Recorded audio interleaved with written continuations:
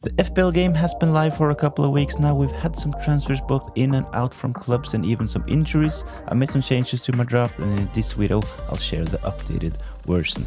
At the end of the video I'll quickly run through a couple of variations to my current draft, one with Haaland in and one where I spent a bit more of the budget in defense. Let's have a look.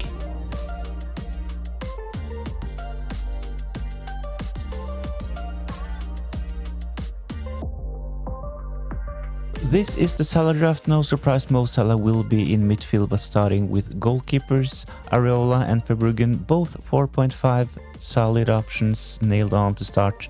I've seen some rumors about West Ham signing a new goalkeeper, John from Botafogo, but at the moment Areola is the starting goalkeeper for West Ham. I still might go for a 5 million downgrade, one of Verbruggen or Areola. So Sanchez, I like him at 5 million as well, covering the Chelsea defense, but at the moment I like having two 4.5. They rotate nicely, and at the same time, if you haven't really decided on when to play your bench boost, I think that there is some benefits of going with two 4.5. I think this gives you a bit more flexibility. You don't need to use a transfer on your goalkeeper if you want to play your bench boost. If you all of a sudden realize that your team is really strong and you want to play the bench boost, you will not have to waste a transfer on a goalkeeper.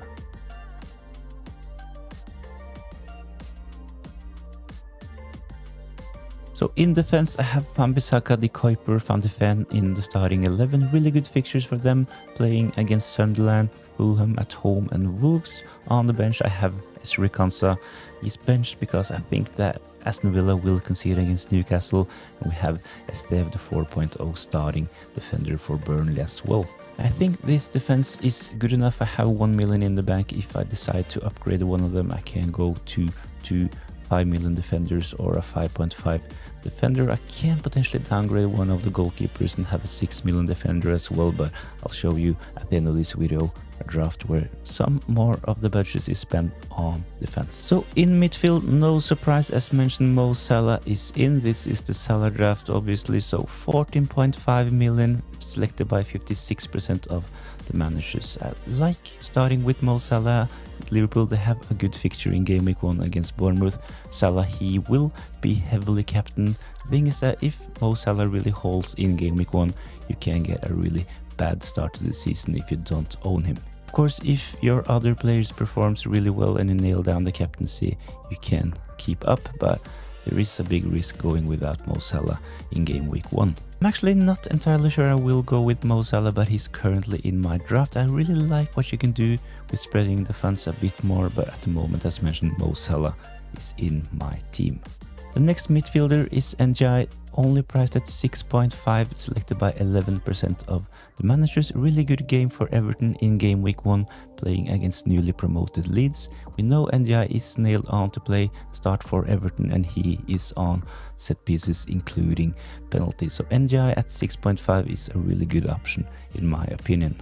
The next player has been in all of my drafts so far, Cole Palmer, 10.5, selected by 52% of the managers. Good game against Crystal Palace in game week 1. He looked really good, especially at the end of the Club World Cup in the semi-final and the final. Cole Palmer did really well, starting to find some form. Hopefully he'll get a good pre-season when Chelsea's back on the training ground, but at the moment I think that Cole Palmer looks like an absolute must-have.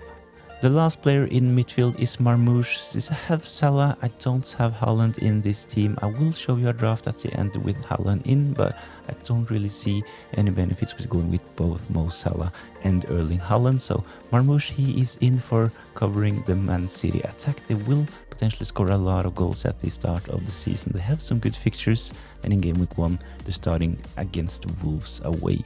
8.5 million for Marmoush, decent priced, 16.5% selected on some set pieces for Man City, and he will potentially play most of the games. Please remember to give this video a like if you enjoy the content, and join my mini league if you're interested. The link is in the description down below. I've also made 4 videos where I cover all of the Premier League teams, set pieces, most selected asset, and the best FPL options from every Premier League team. So if you're interested, go watch those videos as well. But let's take a look at my forwards. Up front, I've gone for nailed on solid options. I'm kind of surprised to see Watkins' ownership is only 12.5 at the moment, priced at 9 million. Kind of a tough fixture in game week 1 against Newcastle, but Aston Villa, they have really good fixtures after this. Watkins likes to play against Newcastle as well and has done well against them historically. Watkins is in. I actually had Alexander Isak in this spot, but at the moment it doesn't really look like Alexander Isak will have a decent preseason, so I think that Watkins at 9 million is a much better option. Welbeck is in as well, only priced at 6.5, selected by 10% of the managers. Good game in game week 1 against Fulham. Welbeck, he is nailed on to start, and he is Brighton's penalty taker. Joe Pedro, he left Brighton to join Chelsea, so Welbeck is first in line for penalties at the moment. Jared Bowen takes that last forward spot for me at the moment, priced at 8, selected by 18.5% of the managers. Really good game in game week 1 against newly promoted Sunderland. Jared Bowen, he was reclassified this season. He was a midfielder last season, so kind of disappointed to see him being a forward. He would of course pick up an extra point for every goal and potentially 1 extra point for clean sheets, but I still think that Jared Bowen is a really good option. There are a lot of good forwards this season in my opinion, priced at 7.5 as well, and we had the transfer of Gyökeres to Arsenal, so of course I can go Gyökeres instead of Watkins, can go Gyökeres even instead of Jared Bowen, seeing I have 1 million in the bank. So if you want Arsenal cover, you could easily get Gyökeres in this team. A couple of other players I've seen in a lot of drafts like Solanke and Chris Wood. Be cautious while picking them and pay attention to the latest news. They have been injured, they have not had a good preseason this summer, so Solanke carrying a small ankle injury.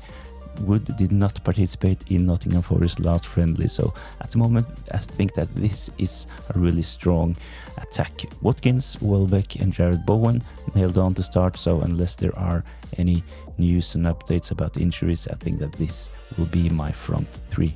So in this team I have players that are really secure on minutes, only Marmoush and Man City. We can never really know if he starts or not, but I think that he will get good minutes. I have a decent bench. Kansa, STV is playing 4.0. I only have 1 fodder, it's Raksaki from Crystal Palace. 2 starting, 4.5 goalkeepers, so I think that the bench is good enough. This team also has 4 nailed on penalty takers, Salah, Ndiaye, Palmer and Welbeck, but Watkins, Marmoush, Bowen, they can potentially take penalties, especially Watkins and Jared Bowen if Paqueta is not on the pitch, while Marmoush is next in line if Haaland is not on the pitch as well. So there are potential for a lot of set piece goals with this team as well. But let's take a look at another draft with Erling Haaland, and at the end I'll also show you another draft with a bit more of the budget spent in defense. So this is the Haaland draft. I have Saka in this one as well.